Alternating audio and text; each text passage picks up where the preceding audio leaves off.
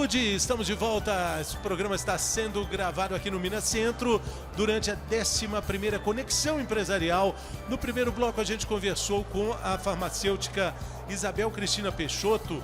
Falamos sobre a excelência que existe no balcão de uma farmácia para a qualidade de vida, para o entendimento e do autoconhecimento de todos nós que tomamos remédio em algum momento da nossa vida.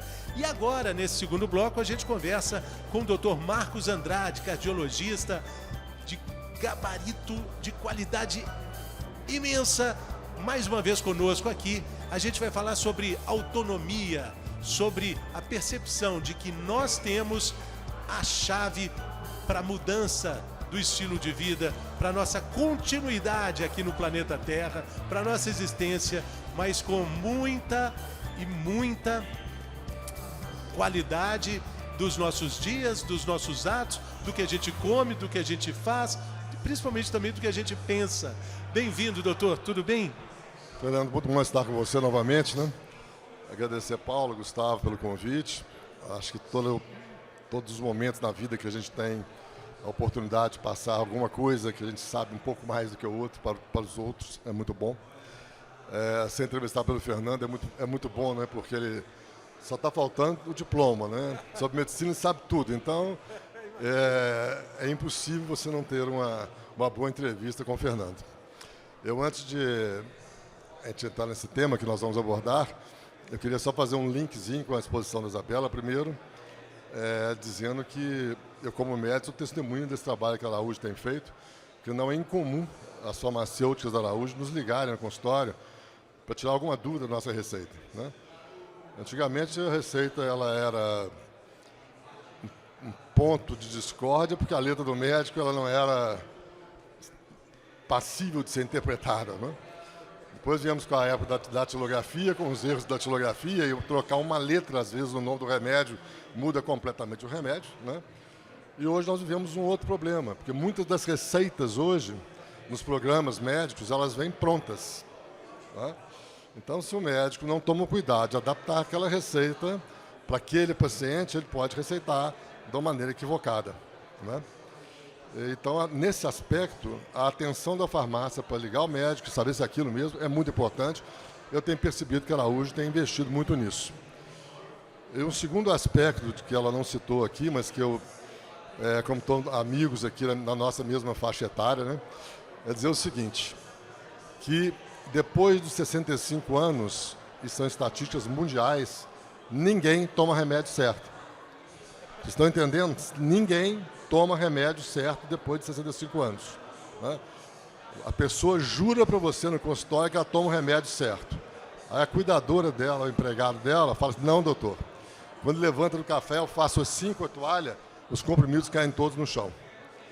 Estatísticas dos Estados Unidos e do Canadá mostram que a terceira causa de internação de pessoas acima de 65 anos é erro de medicação. Não tomou o remédio, piorou o estado clínico. Tomou dose dupla, piorou o estado clínico. Tomou remédio inadvertidamente, não possível de ser tomado com o alimento, terceiro. Então, veja bem, a terceira causa, primeiro, doenças cardiovasculares, infartos, derrames. Segundo, os cânceres. Terceiro, erro de medicação. E o que é mais alarmante, 40% das pessoas no mundo que se internam por erro de medicação morrem nessa internação. Então, o problema de erro de medicação é algo extremamente sério e que talvez a gente não esteja tomando ainda a atenção necessária. Hoje existem programas, a gente está envolvido inclusive neles, né, de sistemas eletrônicos, informatizados, de controle, que informam o paciente na hora de tomar, não tomou, envia um sinal para o médico, o paciente não tomou o remédio naquela hora. Então, isso é uma área que vai ter que ser muito explorada. E ela tem tudo a ver com esse tema que a gente trouxe aqui hoje, né? A gente trouxe esse tema aqui de autonomia, porque se nós imaginarmos que nós temos que preservar a autonomia sobre o nosso corpo físico e a autonomia sobre a nossa mente, e que é isso que dá sentido à vida, né? E por que eu estou dizendo a vocês que é isso que dá sentido à vida? Quando eu pergunto aos meus pacientes, o que você tem medo? Por que você me procurou? a primeira causa orgânica, todas as pessoas têm medo, são das doenças, as doenças que as incapacitam fisicamente. A grande maioria fala, eu tenho medo de ter derrame, porque se eu tiver derrame, eu vou ficar numa cama, eu vou depender de alguém para me dar banho, né, eu vou ter a minha privacidade invadida, eu vou desestruturar econômica e socialmente a minha família. Né, então, eu não quero viver se eu tiver um derrame. Então, nós temos um capítulo que é o que existe de prevenção, no sentido de fazer com que, já que nós estamos condenados, né, a viver hoje 95, 100 anos, que esses 95 anos a gente tem autonomia física. É nesse sentido que eu quero comentar alguma coisa com vocês. E na área da parte do cérebro e do psíquico. Né? Qual é a outra doença que as pessoas morrem de medo? Eu não quero ter Alzheimer. Porque se eu tiver Alzheimer, eu vou ficar imbecilizado, eu vou perder o poder de decisão sobre tudo na minha vida. Então, eu não quero perder a minha capacidade mental. Então, a autonomia é preservar a saúde física e a saúde mental, porque isso dá sentido à nossa vida e vontade de viver. Doutor, se a gente analisar situações e lugares onde as pessoas, sabidamente no planeta Terra, vivem mais, por exemplo, as chamadas Blue Zones, dá para a gente ter uma pista interessante sobre o que comer, como viver, o que fazer e até o que pensar para a gente viver mais com qualidade de vida? Os países de alta longevidade, eles nos dão a primeira receita do que é importante. Preservar a nossa cognição, a nossa capacidade de raciocínio, ela depende de uma coisa muito simples. Ler, estudar, sempre alguma coisa que está acima da nossa capacidade, do nosso conhecimento. Não adianta você, se você tem um domínio sobre, sei lá, sobre cardiologia, se eu ficar tenho que estudar alguma coisa de neurologia que é fato novo no meu conhecimento. Então, estar lançando desafios e aumentar o nível de conhecimento a nível do intelecto previne a doença de Alzheimer. Não é? Então, a lição que esses países nos dão é isso. A par dessas medidas todas, que no final, se der tempo, a gente fala um pouquinho, né, de hábitos de vida, mas a grande dica é, primeiro, desafios do conhecimento permanentes. E segundo, não se aposentar. Não é? Não se aposentar. A transição, né, entre... Você não é obrigado a fazer a mesma atividade o resto da vida, mesmo porque há uma certa clareza no entendimento de que a segunda profissão, ela geralmente faz com que a pessoa seja muito mais feliz. Porque quando você escolhe a segunda profissão, geralmente você não tem mais a necessidade imperiosa, financeira, às vezes, de te levar a uma experiência, a uma profissão que talvez não fosse a mais adequada para você. Né? Ou seja, não tem que definir os 17 anos, você vai definir os 60, 70, então você realmente escolhe melhor. Não é? Então, quando você começa a se aproximar do processo de mudar de profissão, comece a fazer essa transição. Né? De modo que, quando você terminar uma, você já começou a segunda. Né?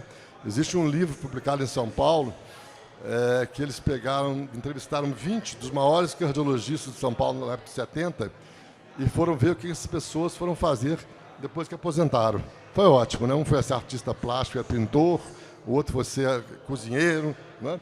Então, isso é muito importante, né?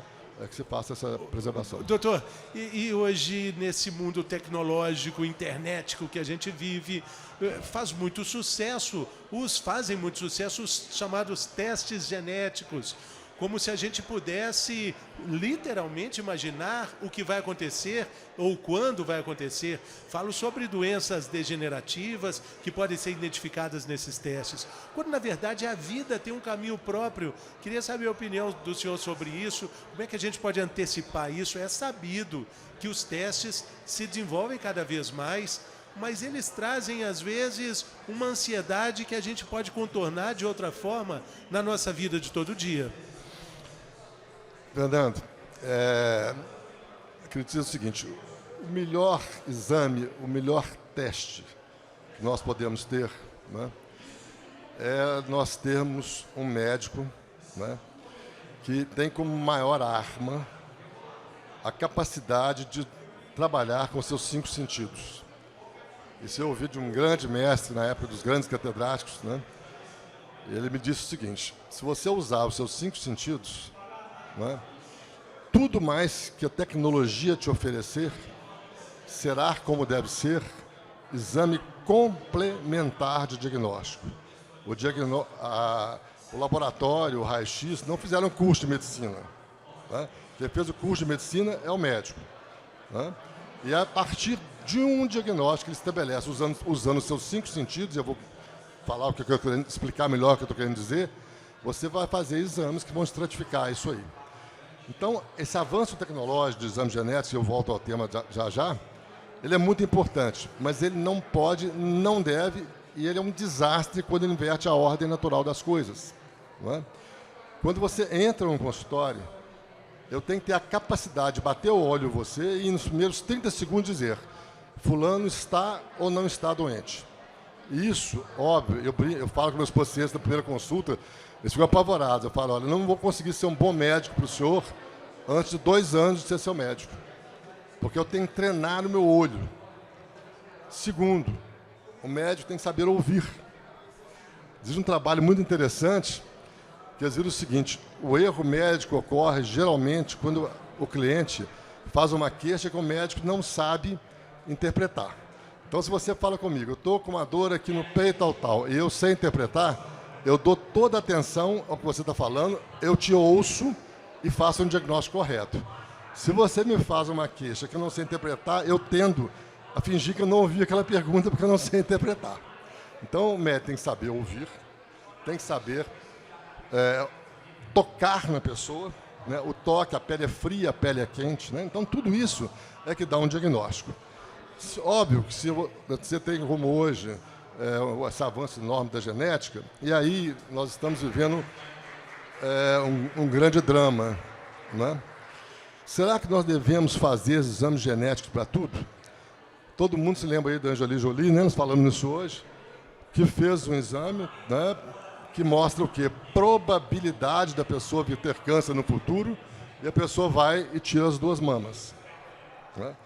Então, a dúvida que eu coloco é o seguinte: se você tem uma informação que você não pode trabalhar sobre ela para você revertê-la, será que é bom que você tenha essa informação? Não é? Quer dizer, acho que toda informação na área de saúde ela tem que ter um caminho que leva à modificação de hábito, não é?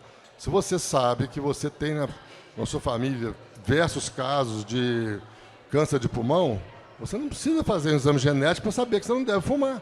As estatísticas mostraram isso. E a informação genética, a questão genética, ela é uma informação, não exatamente uma condenação, não é, doutor?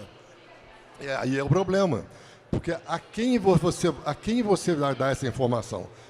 Né? Porque tem pessoas que você vai informá-la que ele tem uma alteração genética e que isso pode levar a determinadas mudanças de caminho de vida. Essa pessoa tem uma percepção, uma cabeça tal, que ela vai usar isso para realmente se beneficiar. Agora, estão pessoas que vão entrar em depressão. Imaginem, né? Vamos fazer um exercício aqui, né? Será que nós conseguiríamos viver se nós soubéssemos o dia que nós vamos morrer? Não é? No entanto, doutor, tem uma estatística maravilhosa que é o seguinte: de todas as doenças perversas, perniciosas que existem na face da Terra, o que mais mata no mundo é a vida. A vida mata de 10 em 10, de 100 em 100. Não tem jeito, a vida mata. Ainda bem, né? E aí é que vem a questão, né, de nós nos preservarmos, né? Porque exatamente. Nós não somos eternos, nós vamos morrer, mas nós não precisamos furar a fila nem antecipar o evento, não é? Agora nós temos a obrigação de, enquanto estarmos vivos, ter uma qualidade de vida a melhor possível. Exatamente. Agora, como é que a gente vira a chave? Porque o senhor, como cardiologista, já deve ter visto essa história diversas vezes.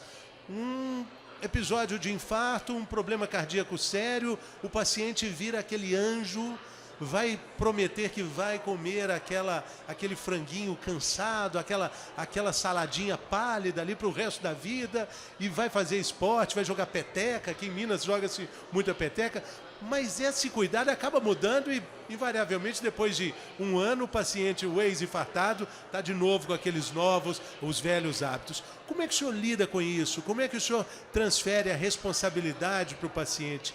A gente quer, normalmente, na vida, terceirizar responsabilidades, terceirizar o nosso autocuidado, terceirizar todas essas questões. Como é que o médico experiente, como o senhor, lida com a dificuldade que o paciente tem de virar a própria chave? A primeira coisa nós temos que entender que a doença faz parte da nossa vida, né? Quando a gente enfrenta um problema, né, que você sabe que ele pode acontecer, você lida com ele de uma forma muito mais tranquila do que quando alguma coisa que é inesperada. Isso é da vida do médico, por exemplo, né? Se eu estou fazendo um determinado tratamento e o paciente tem uma complicação que aquilo estava possível de acontecer, eu estou preparado para lidar com ela. Se acontece uma complicação para a qual não havia probabilidade de acontecer, certamente eu vou ter dificuldade. É assim a nossa vida. Nós temos que entender que nós temos que atuar muito na prevenção, que nós podemos adoecer, que isso não é nem sempre é o fim da vida, né? E que se nós encararmos isso como um período de transição e que nós vamos passar um processo não de agora eu tenho que mudar minha vida, não é mudar a vida, né? É a gente se reposicionar sem se sentir, eu agora estou de dieta. Não, estou me alimentando de um jeito diferente, eu estou tendo uma atividade física diferente. Não é? Então, a aceitação, se você reage de uma forma de não aceitar, você toma essa postura que você falou. Se você aceita e se adapta, as coisas, a gente tem mais sucesso na condução do caso. Interessante, o senhor falou aí, né? Eu estou de dieta, mas a dieta não é vida real, né? Estou de regime. Bom, regime, as pessoas fazem regime para engordar de novo, para comer de tudo. Ninguém no mundo pode comer de tudo. Ninguém aguenta comer de tudo. E, na verdade, é o estilo de vida que conta. Aí a gente volta lá para as Blue Zones, nas ilhas japonesas, onde as pessoas vivem mais de 100 anos. Não existe dieta por lá. Existe estilo de vida, né, doutor? Exatamente. Quer dizer, eu brinco muito e falo o seguinte, né, que o médico pode ser especialista porque gosta de uma especialidade, mas os pacientes não são especializados, né? Então, o médico ele tem que enxergar o paciente sempre como um todo, né, que ultrapasse muito aquilo que ele conhece como especialista. Nós hoje fizemos quase, nos últimos 5 anos, a gente fez uma revolução muito grande no nosso dia a dia, que é de focar muito na medicina absolutamente integral mesmo, né? Essa coisa de ficar o médico como todo-poderoso, né? Nós acabamos com isso no nosso consultório. Então, hoje tem a farmacêutica, tem a fisioterapeuta, tem a nutricionista, que são nossas sócias, né? Elas não são empregadas nossas, né? E todo mundo enxergando esse processo, porque aí sim, você tem um atendimento de tudo isso de uma forma global e não deixa passar, né, um pedacinho da pessoa que não é abordado. Então, a alimentação, a atividade física, o cuidado de não tomar um remédio, ele entra dentro de um... Nós colocamos isso na sua vida. Essa que é a visão que a gente está procurando focar, não é? A autonomia, que é o que o senhor está falando aqui, com muita frequência, com muita ênfase, com muita sabedoria também, porque a autonomia é algo que a gente precisa para ter longevidade, para ter a condução da nossa própria vida, ser protagonista da nossa própria vida. E isso não é da noite para o dia. Isso não é de hoje para amanhã, né, doutor? É um processo e a gente tem que gostar desse processo, porque se não gostar, vai ficar muito difícil. Isso é extremamente importante, e aí eu quero até aproveitar que você levantou para chamar a atenção de uma entidade que durante muitos anos foi muito mal conhecida na medicina e hoje ela assim, tem tudo a ver com a autonomia, né? No final de 2019, só para os não médicos entenderem, né? Quando algum assunto fica muito importante na medicina, há uma busca enorme sobre tudo que está publicado sobre aquele assunto e são escritas diretrizes nacionais ou internacionais sobre um assunto. final de 19 foi publicado uma grande diretriz sobre os distúrbios do sono e a qualidade de vida, né? A gente já conhecia aquela história, né, de marido e mulher desquitando porque ninguém aguentava mais o ronco do outro, né? Era o inferno, porque dormir com alguém ronca todo mundo sabe. Mas o ronco era uma coisa muito mais importante que nós não sabíamos, né? Quando é que você ronca? Você ronca quando essa musculatura aqui da garganta está flácida, e a língua cai e o ar, ao entrar, não consegue atingir os pulmões. Isso quer dizer que, durante o período do sono, a oxigenação do seu sangue está baixa. Bem, então, mas espera aí, mas eu sei que se uma pessoa tem uma parada cardíaca e fica 3 minutos parado, depois o cérebro não volta, como é que é esse negócio? Toda noite eu fico, a gente chama isso de apneia. Apneia é não respirar. Obstrutiva, porque é por obstrução provocada pela língua do sono. Então chama-se apneia obstrutiva do sono, essa entidade, né? Ela é extremamente prevalente, por isso gerou a produção dessa diretriz. O que ocorre? Quando você está não oxigenando seu sangue, 3, 4 horas você está dormindo, seu cérebro fica 3 a 4 horas sem oxigenar. Multiplica isso por alguns anos de vida, e muito do que a gente chamava de Alzheimer, de demência, de não sei o quê, na verdade era isquemia, falta de oxigenação no cérebro, provocado pela falta de ventilação. Muitos pacientes com arritmias no coração, você não sabia por que a pessoa tinha arritmia? Falta de oxigenação. Veja bem, o músculo do coração, nós sabemos que quando tem uma obstrução na coronária, a pessoa infarta. Mas pode não ter obstrução, mas se o sangue não está levando oxigênio, você pode ter um infarto com coronária normal, porque o sangue não tinha oxigênio. Tá certo? Então, hoje, a gente tem focado muito nisso, né? Quem ronca, quem tem sono excessivo durante o dia, porque a pessoa que não dorme bem à noite, porque tem apneia, ela passa o dia inteiro depois com sono, né? E essas pessoas que têm essa sonolência durante o dia têm as formas mais graves de apneia. Então, hoje, perda de cognição, demência, Alzheimer, caduquice, muitos infartos, muitas arritmias, muitas hipertensões, não tinha nada a ver com colesterol, com glicose, com nada a ver. Tem falta de oxigenação do sangue. Então, saiu essa diretriz no final de 2019, há uma campanha hoje no mundo inteiro das pessoas envolvidas com a área de cardiologia e a área cerebral, para que seja diagnosticado. O diagnóstico era muito complicado anteriormente, você tinha que dormir numa clínica. Hoje a gente já tem sensores como esses de oximetria, mais sensíveis, que você leva para casa, faz ali. Ele não é o exame 100%, mas 90% pelo menos para fazer a triagem, né? Se você tem ou não tem, existe. Então, quando hoje nós falamos em cognição, falamos em saúde, bem-estar, nós não podemos esquecer dessa entidade. Essa é talvez a mensagem mais importante, mais moderna que eu pudesse trazer para vocês. Exatamente, doutor. E o senhor está lembrando algo que tem tudo a ver com toda essa nossa conversa, esse acompanhamento, esse entendimento.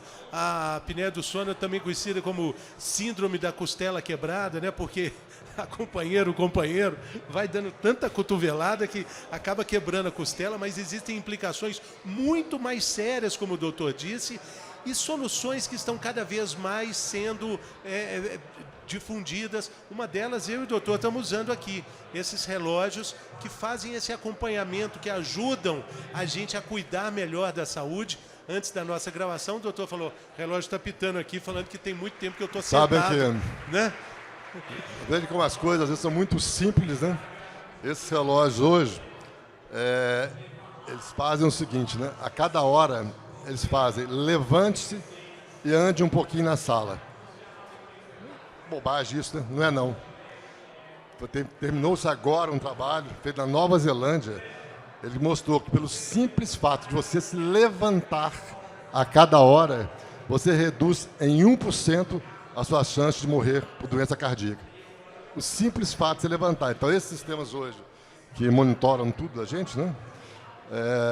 Eles estão trazendo novidades fantásticas. Mas eu estou no consultório, estava aqui e levantei 2 vezes, né? Porque eu sou absolutamente neurótico e obsessivo com o horário, então meu horário é 10h30, às 9h30 eu estava aqui, né? Então, estávamos aqui, né? Então, ele já tocou 2 vezes para eu levantar, né? E já falou que eu estou 1 hora atrasado para minha caminhada também, né? E também esse relógio, esse tipo de relógio, né? Existem dezenas de marcas, arriscaria dizer que até centenas de marcas. Ele também dá uma dica, não é o exame do sono, a polissonografia, mas é um indicador de como está indo a sua qualidade de sono e os passos necessários para o dia. Existe aí uma discussão sobre o número, mas o importante é que se a gente perseguir algo em torno de 7.000 a 10.000 passos, doutor, qual a opinião do senhor sobre isso? Olha, a minha opinião é a seguinte, é a mesma opinião que eu tenho sobre tudo da medicina. A coisa mais perigosa no mundo é médico pragmático. É o médico que acredita que aquela verdade de hoje é a verdade absoluta e a verdade absoluta é a verdade que eu conheço, né? Olha, eu fiz, ano passado, 50 anos de formado em medicina, né? Coisas que eu, quando comecei a usar, se eu não usasse, eu podia ser processado. Anos depois, se eu usasse, eu ia ser processado. Então, a medicina é uma coisa extremamente dinâmica. O conhecimento ele vem numa velocidade. Então, depois da informática, é uma loucura. É a ciência, né, das verdades transitórias. Das verdades. Então, para algumas pessoas, que eu tenho uma livezinha que eu faço para meus clientes sextas-feiras, deixa uma conversa de consultório, né? Ontem eu estava falando sobre isso. Então, existia um dogma que exercício físico, final de semana, é péssimo. Então, o exercício físico tem que ser feito 3 vezes por semana. Ontem, publicado pelo Banco de Dados dos Estados Unidos, mostraram exatamente o contrário. Mostraram o seguinte: pegaram pessoas que morriam por qualquer causa, é um grupo. Pessoas que morriam por câncer, outro grupo. E pessoas que morriam por doença cardiovascular, né? Esses 3 grupos, se a pessoa fazia esforço moderado ou esforço intenso, e comparado no grupo que fez 3 vezes por semana com o grupo final de semana, o benefício foi o mesmo. Ou seja, fazer o exercício moderado ou intenso final de semana é a mesma coisa que fazer exercício 3 vezes por semana, do ponto de vista de redução de morte por todas as causas. Ou seja, o exercício ele reduz a morte por qualquer causa. Mortalidade por câncer, isso é um negócio muito bacana, né? Os estudos foram brilhantemente feitos, está estudando quanto tempo viviam os pacientes com câncer, em cada tipo de câncer, quando faziam ou não faziam exercício, a mortalidade reduz. Mortalidade e qualidade de vida é óbvio, né? Se você faz exercício, seu cérebro produz endorfina. O que é endorfina? É o maior antidepressivo do mundo. Vocês já viram um jogador de basquete, como é que aquece antes do jogo? Só de você ver, você morre de cansaço, né? Porque eles pulam, tal, para quê? Eles se dopam com a endorfina, né? Então, se você tem uma doença que te leva à tristeza, te leva à depressão, que vai te matar, e você pratica esporte, você melhora o seu prognóstico quanto à quantidade, quanto à qualidade de vida, te dá autonomia. Você depende menos de 2 coisas que são muito perigosas, do médico e do remédio, né? O médico e o remédio são coisas muito perigosas. O poder que está na mão do médico e do remédio é uma coisa extremamente perigosa, né? Só tem uma vantagem: são menos ruins que a doença, né? A grande vantagem do médico e do remédio é que são menos ruins que a doença. Então, quanto mais você consegue fazer a gestão da sua própria saúde, mais autônomo você é, né, mais saúde você vai ter. Exatamente, muito interessante isso. A gente, mais uma vez, a gente protagonizar esse cuidado, né, doutor? Esse cuidado, essa medicina preditiva, né? Medicina que antecipa o problema, né? Que fala mais da saúde do que da própria doença, né? Muito interessante. Queria agradecer a sua presença aqui, doutor, mais uma vez, uma aula, uma alegria. Obrigado pela sua generosidade, sua delicadeza aqui por tratar de assuntos tão importantes, sérios, mas que tem dicas muito simples para a gente encontrar a saída de uma vida mais digna, com mais autonomia, como o senhor disse aqui, né? Isso mesmo. Então, nós continuamos com a nossa saúde em dia, né? E, em consequência, desfrutando do nosso bem-estar. Valeu. Obrigado pelo convite. Muito obrigado. Muito obrigado a todos vocês. A gente fica por aqui hoje, mas amanhã a gente tem mais um programa especial gravado durante a Conexão Empresarial aqui, a 11ª Conexão Empresarial aqui no Minas Centro. Saúde! Até amanhã!